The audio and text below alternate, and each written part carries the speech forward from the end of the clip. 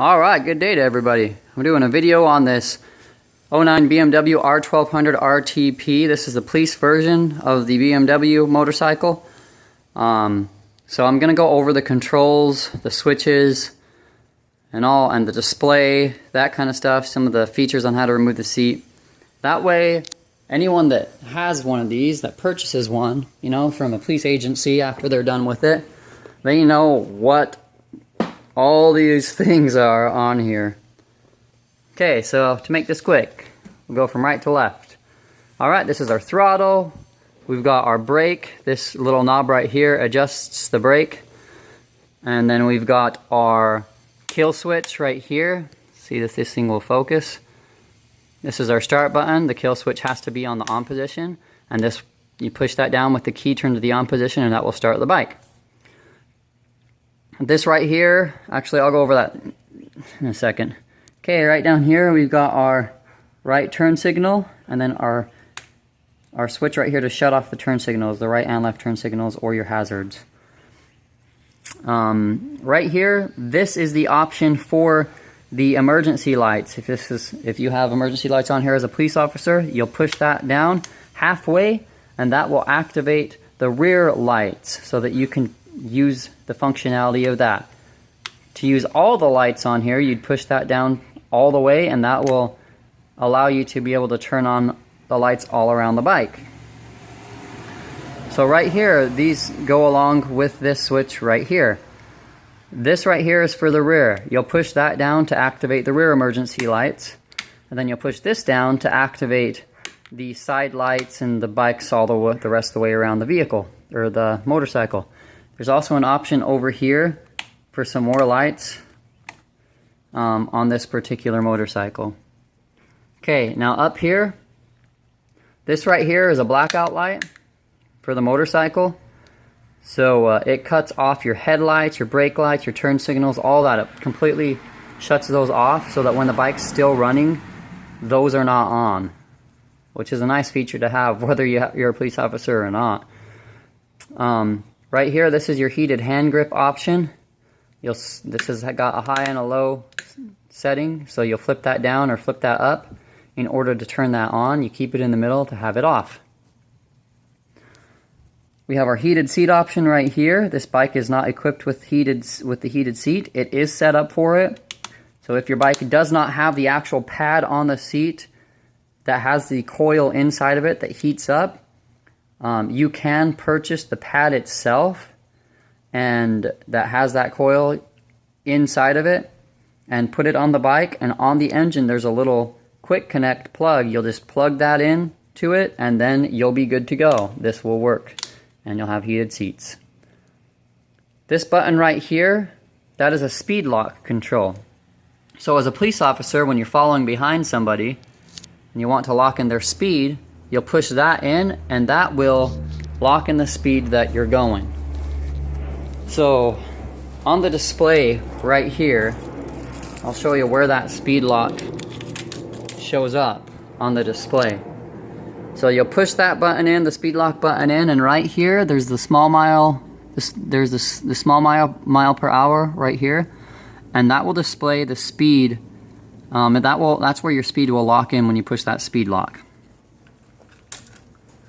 Alright, over here on the right hand side, these right here are just basically auxiliary options for switches, for additional things that an agency would want to put on the bike. So you can see there's a blink right here, they didn't use that, and then this is for some extra light options that they had on that.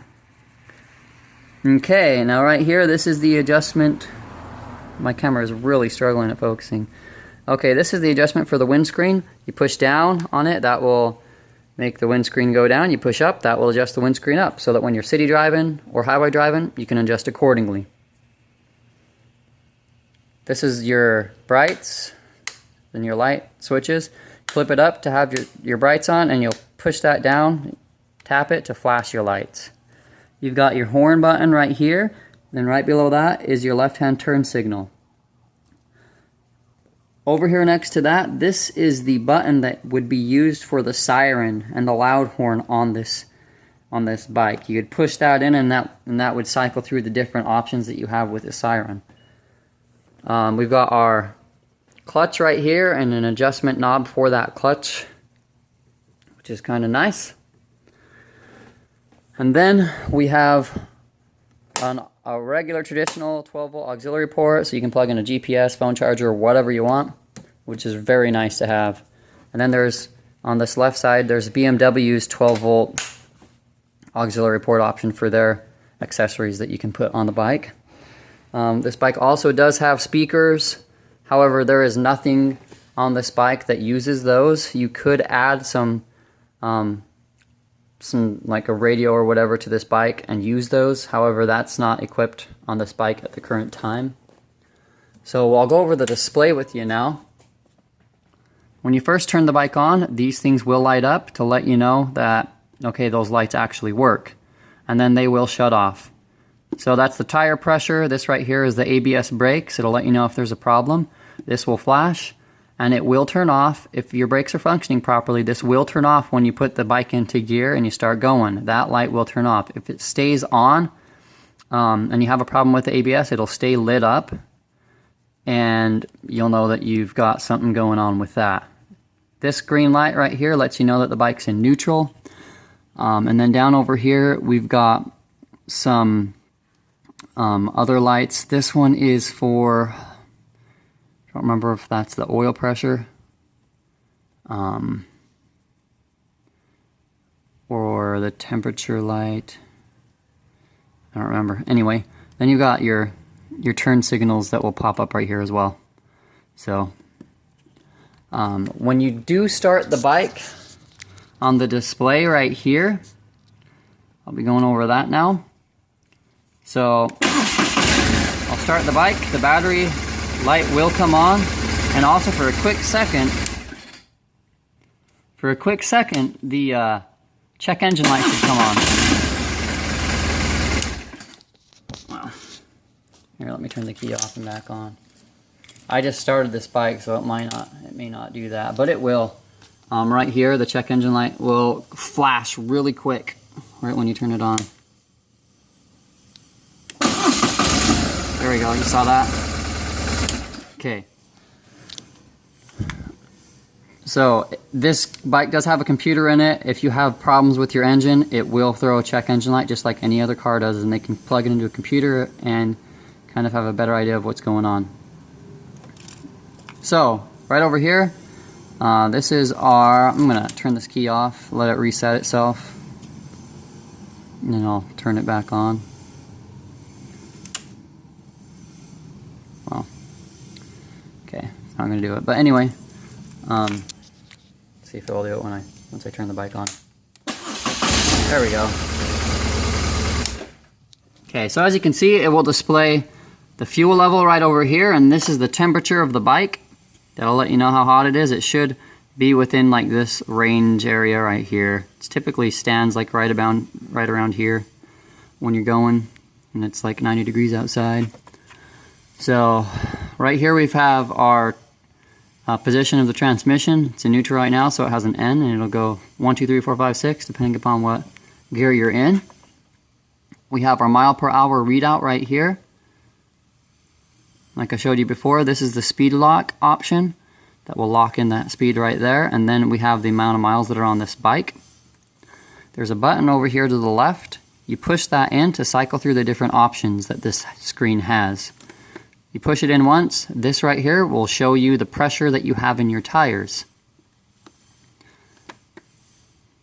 when you're going down the road.